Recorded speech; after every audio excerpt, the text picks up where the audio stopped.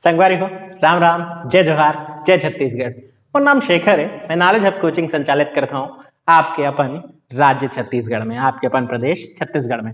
संगवारी हो, आज जो है 19 दिसंबर है। आज के समाचार आप मन के सम्मुख लेकर के हाजिर हुए हूँ। तो भाई बहुत समय नहीं लो, हमेशा की तरह हिंदी में आत हूँ और शुरू करत हूँ। पहला समाचार, राज्य सरकार ने कल 4 बड़ी घोषणाएं की हैं। कल गुरु घासीदास जी का जन्मदिन भी था और इस अवसर पर 4 जो बड़े अनाउंसमेंट हुए वो आने वाले भविष्य में क्वेश्चन बनने का मादा रखते हैं या क्वेश्चन बन सकते हैं। तो आप उसको थोड़ा सा ध्यान से सुनेंगे भी और नोट भी कर लेंगे। पहला जो घोषणा है वो बहुत इंटरेस्टिंग है। पहली घोषणा है कि रायपुर में गुरु घासीदास जी के नाम से एक शोध केंद्र और साथ ही साथ एक संग्रहालय की स्थापना की जाएगी। तो इस न्यूज को थोड़ा सा समझते हुए मैं आपको एक दूसरे बिंदु की तरफ इशारा कराना चाहूंगा। रायपुर में घासीदास संग्रहालय पहले से है, लेकिन वो महंत घासीदास संग्रहालय है, न कि गुरु घासीदास संग्रहालय। इसका थोड़ा सा ध्यान रखिएगा। तो अब रायपुर में जब फिर से एक संग्रहालय बनने की अनाउंसमेंट हुई है तो घासीदास जी के नाम पर 2 संग्रहालय होंगे रायपुर में, लेकिन एक महंत घासीदास जी के नाम पर जो कि बहुत पहले से अंग्रेजों के समय से बना हुआ है, और दूसरा अब बनेगा गुरु घासीदास जी के नाम पर। साथ ही साथ एक शोध पीठ तो बनेगा ही बनेगा। दूसरी जो अनाउंसमेंट है वो भी बहुत महत्वपूर्ण है। मिनी माता जी के नाम पर डायग्नोसिस सेंटर या डायग्नोस्टिक सेंटर जो है उसकी स्थापना की जाएगी। तो ये जो डायग्नोस्टिक सेंटर होते हैं इनके बारे में मैं कल भी आपको बताया था कि निगम की खाली पड़ी हुई भूमि पर डायग्नोसिस सेंटर बनाए जाएंगे, और अब उनके नामकरण का भी नाम जो है वो क्लियर हो गया है कि मिनी माता जी के नाम पर वो नाम रखा जाएगा। मिनी माता, जिन्हें छत्तीसगढ़ क्षेत्र, छत्तीसगढ़ अंचल की पहली महिला सांसद होने का गौरव प्राप्त है, तो उनके नाम पर वैसे हसदेव बांगो बांध का नाम भी है, ये तो आप जान ही रहे होंगे। तो अभी आप एक और पॉइंट याद करेंगे कि उनके नाम पर अब प्रत्येक नगर निगम में डायग्नोसिस सेंटर निर्मित होंगे। अब बात करते हैं अगली घोषणा पर। देवदास बंजारे जी, आप सब जानते हैं कि स्वर्गीय देवदास बंजारे जी पंथी नृत्य के बहुत जाने माने नृत्यकार रहे, पंथी के पितामह भी कहा जाता है उनको याद रखते हुए, उनके सम्मान में, उनके स्मृति में राज्य स्थापना दिवस यानी 1 नवंबर को प्रतिवर्ष अब एक सम्मान की घोषणा की गई है। पंथी नृत्य पुरस्कार होगा जिसका नाम देवदास बंजारे स्मृति पंथी पुरस्कार सम्मान होगा। और इसके बाद अगला जो अनाउंसमेंट है वो भी ध्यान से सुने। रायपुर में एक रहवासी हॉस्टल की स्थापना की जाएगी, यानी वहां रह करके पढ़ाई कर सकें छात्र, ऐसे एक कैंपस की स्थापना की जाएगी। 200 सीटर यानी 200 सीट वहां होगी, 200 बेड वहां होंगे। और ये जो हॉस्टल होगा वो एसटी वर्ग के जो छात्र हैं, जो प्रतियोगी परीक्षा की तैयारियां कर रहे हैं, उनके लिए बनाया जा रहा है। तो ये 4 बड़े अनाउंसमेंट है। एक बड़ा अनाउंसमेंट और आज आप सोशल मीडिया पे घूमता हुआ देखेंगे, बहुत सारे उसकी न्यूज क्लिप आप फेसबुक में, व्हाट्सएप में आपको मिलेगी, जहां ये लिखा हुआ है कि मुख्यमंत्री जी का कहना है कि अब पुलिस भर्ती और बाकी की जो भर्तियां होंगी उसमें केवल छत्तीसगढ़ राज्य के ही लोगों का हक होगा, ये उन्होंने कहा है। लेकिन इसका कोई ऑफिशियल लेटर जारी नहीं किया गया है। तो ये केवल उनकी मंशा है, उनकी इच्छा है कि ऐसा होना चाहिए कि छत्तीसगढ़ पुलिस, एसआई, कांस्टेबल आदि भर्ती में जो छत्तीसगढ़ के मूल लोग हैं उनको ही जॉब मिले, उनको ही नौकरी मिले। लेकिन इसके लिए ऑफिशियल लेटर नहीं है ना, मैं अभी भी क्लियर करना चाहूंगा। हालांकि ऐसा हो तो अच्छी बात होगी हमारे राज्य के लोगों के लिए, हमारे राज्य के जो पढ़ने वाले छात्र हैं उनके लिए तो बहुत बेहतर पहल होगी। तो उसका सम्मान भी किया जाना चाहिए कि राज्य के जो रहवासी हैं, जो राज्य के पर्टिकुलर लोग हैं, उनका लाभ हो। अब बात करते हैं अगली न्यूज पर। स्वामी विवेकानंद तकनीकी विश्वविद्यालय, इससे बहुत लोगों का पाला पड़ा होगा। आप लोग भी, बहुत सारे लोग जो शायद मुझे सुनते हैं वो इंजीनियरिंग किए होंगे और इसी संस्था के माध्यम से, इसी विश्वविद्यालय के माध्यम से किए होंगे। वैसे तो ये काफी बदनाम है, लगातार 7 दिन में 7 पेपर ले लेती है और कभी कभी तो 14 पेपर भी ले लेने के लिए बदनाम है। लेकिन अभी इसका एक नाम होने वाला है। नाम ये है कि आपको याद होगा रमेश पोखरियाल निशंक जी, जो कि हमारे उच्च शिक्षा मंत्री भी हैं और उन्होंने, केंद्रीय वाले, उन्होंने एक बार कहा था कि भाई उच्च शिक्षा जो है वो स्थानीय भाषा में होनी चाहिए, लोकल लैंग्वेज में होनी चाहिए, जिसमें उन्होंने मलयालम, तमिल, तेलुगु सब भाषाओं का सपोर्ट किया और साथ ही साथ हिंदी का भी सपोर्ट किया।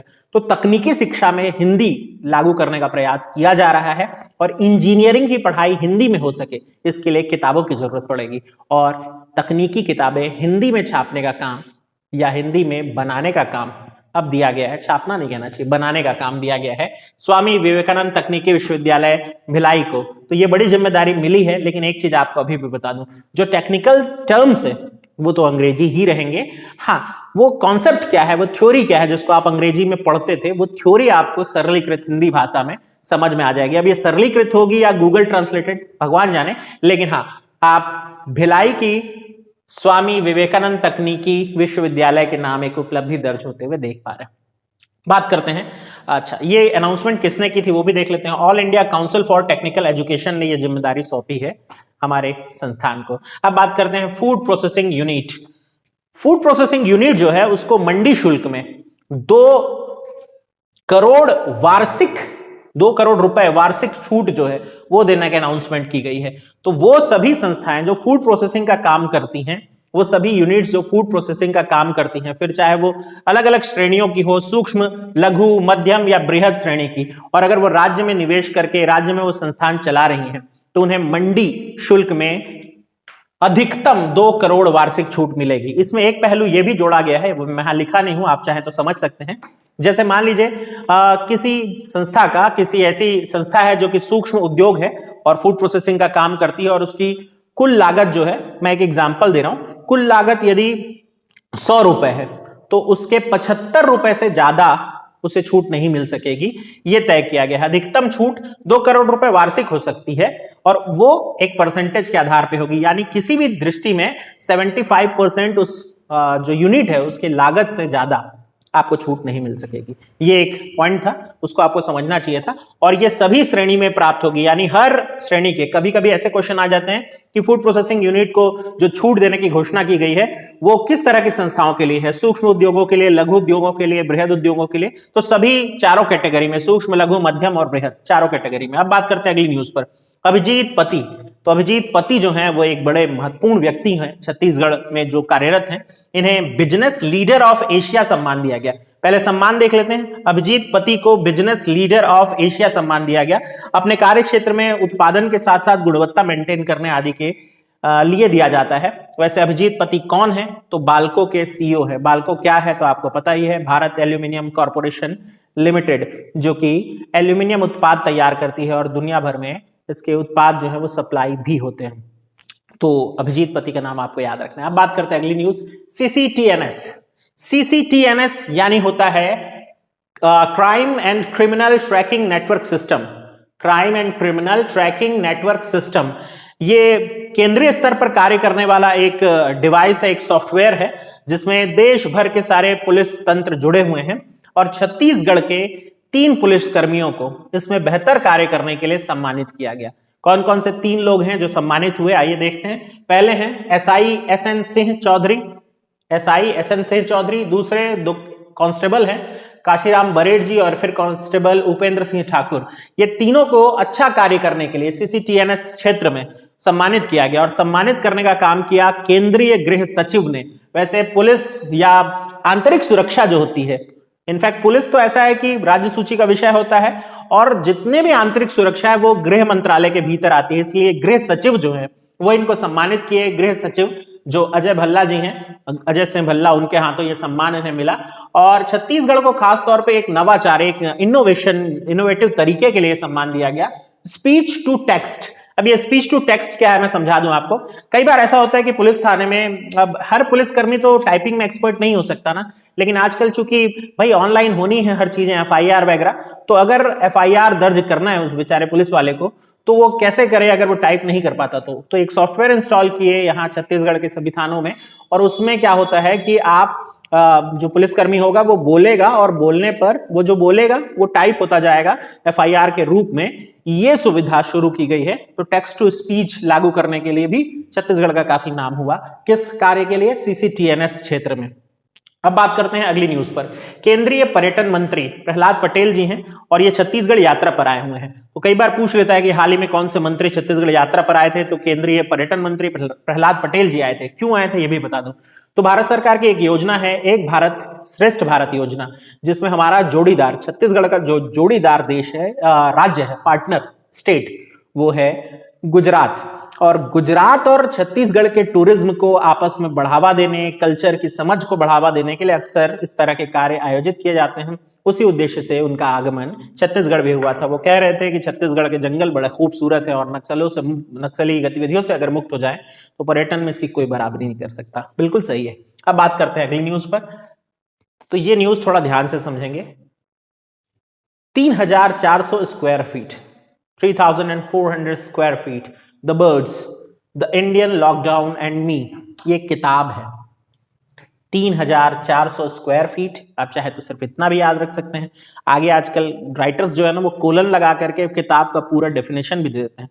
The birds, the Indian lockdown and me, यानी वो बताना चाह रहे हैं कि चिड़िया है और जो भारतीय लॉकडाउन लगा और उनके जीवन को कैसे प्रभावित किया उसने, इस बारे में किताब लिखी है। किताब की लेखिका हैं चंदन संजय त्रिपाठी।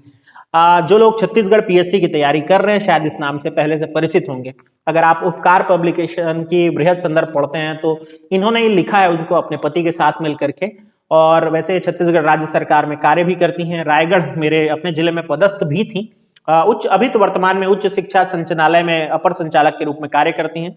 तो लॉकडाउन में जो कुछ भी इन्होंने देखा, महसूस किया या जो कार्य हैं इनके द्वारा किए गए होंगे शायद, उसको इन्होंने भाई किताब का रूप दिया और राज्यपाल के हाथों, राज्यपाल महोदया अनुसुईया उइके जी के हाथों विमोचित भी करवाया है। क्या पता ये पूछ ले, अपने ही राज्य की हैं और अपने राज्य के ऑफिसर भी हैं, पता नहीं।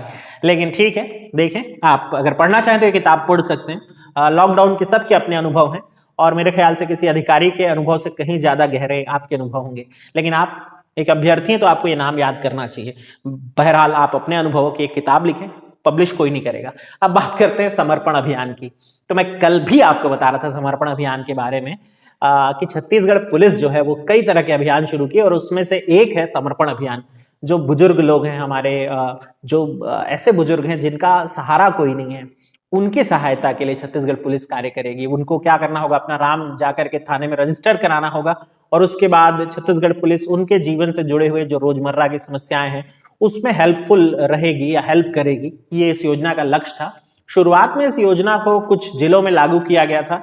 वैसे ये योजना अगर देखें तो अक्टूबर 2020 से चल रही है, जहां दुर्ग, राजनांदगांव, रायपुर, रायगढ़, बिलासपुर में चल रही थी। और अब इसमें एक छठवां जिला भी जुड़ गया है कल, बालोद में भी मुख्यमंत्री के निर्देश पर ये शुरू हो गया। तो हो सकता है भाई आपसे पूछ ले कौन कौन से जिले में चल रही है और आप वो पुराना ही वाला याद रखें और फंस जाए, तो बालोद को ऐड कर लीजिएगा। कल से बालोद में भी ये योजना शुरू हो गई, धीरे धीरे बढ़ेगी। बहरहाल शुरुआती चरण में केवल दुर्ग, राजनांदगांव, रायपुर, रायगढ़ और बिलासपुर थे। अब बात करते हैं अगली न्यूज पर, जो कि आज की आखिरी न्यूज है। युद्धपोत हिमगिरी। तो एक युद्धपोत है भारत का, बहुत कमाल का युद्धपोत है, नाम है हिमगिरी। और इसे बनाने में हमारे अपने भिलाई स्टील प्लांट का बहुत योगदान रहा। भिलाई स्टील प्लांट ने इसके निर्माण में प्लेट्स सप्लाई की। वैसे इस युद्धपोत की अपनी बहुत सारी विशेषताएं हैं। ये रडार से बच सकने में सक्षम है। ये तरह तरह के जो भारतीय मिसाइल है ब्रह्मोस तक इसमें मौजूद रहेगा और भारतीय नौसेना को और मजबूत बनाने का काम करेगा। इस तरह की 2 और युद्धपोत बन रही हैं और guess what, Bhilai steel plant उसमें भी अपने प्लेट्स सप्लाई कर रहा है। तो ये हमारे राज्य के एक संस्थान का योगदान है। तो ये था भाई आज का समाचार, इससे ज्यादा कुछ मैं बटोर नहीं पाया। अगली न्यूज में कल मिलेंगे और बाकी कल बातें करेंगे। और हाँ, ये जारी रखना चाहते हैं अगर ये क्रम, तो मेरा उत्साह आपको बढ़ाना पड़ेगा और अपने दोस्तों से शेयर करें ताकि लोग जुड़ें तो मेरा उत्साह बढ़ता रहे। चलिए मुलाकात करते हैं आपसे कल।